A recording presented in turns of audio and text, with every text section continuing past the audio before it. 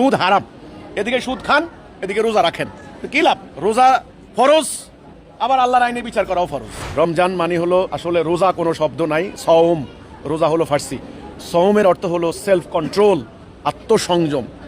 আমরা যেন নিজেদেরকে এই সংযম, আমরা সংযমতা শিখি, আত্মনিয়ন্ত্রণ করা শিখি। সেটা হলো এই সারাদিন না খেয়ে থাকলাম, আল্লাহর হুকুম মান্য করার প্র্যাকটিস, প্রশিক্ষণ। আমার একটাই কথা থাকবে, আজকে সারা ওয়ার্ল্ডে মুসলমানদের অবস্থা ভালো নয়। বাংলাদেশের মানুষের আশা আকাঙ্ক্ষা আগামী দিন আল্লাহর দিনের উপরে একটা রাষ্ট্র ব্যবস্থা হবে।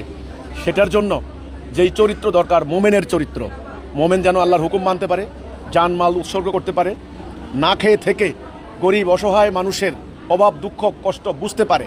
এই শিক্ষাটা যেন আমরা রোজার মাধ্যমে পাই। অন্তত রোজার টাইমে যেন আমরা এই শিক্ষা নেই, আমরা আল্লাহর হুকুম ছাড়া কারো হুকুম মানব না। আমি এটাই আহ্বান করব, ব্যবসা বাণিজ্য সকল ক্ষেত্রে যেন দুর্নীতি না হয়। অফিস আদালতে অন্তত রোজার মাসে যেন অন্তত আপনারা আল্লাহর ওয়াস্তে ঘুষ খাওয়া বন্ধ করেন, সুদি কারবার বন্ধ করেন।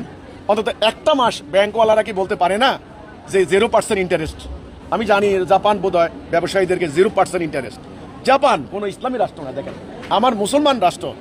একটা মাস কিন্তু এই অর্থলগ্নিকারী কোম্পানিগুলি কি বলতে পারে না যে আপনাদেরকে ঋণ দেবো 0% ইন্টারেস্ট? সুদ হারাম, এদিকে সুদ খান, এদিকে রোজা রাখেন, তো কি লাভ?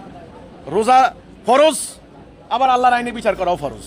তো আমার এই রমজান মাসে আমার বার্তা থাকলো এইটা, এই রোজা উপলক্ষে আমরা সারা বাংলাদেশের যারা মুসলমান আছি, আমরা যেন একটা ভ্রাতৃত্বপূর্ণ, ঐক্যবদ্ধ, একটা সৌহার্দ্যপূর্ণ পরিবেশ যেন আমাদের এখানে থাকে।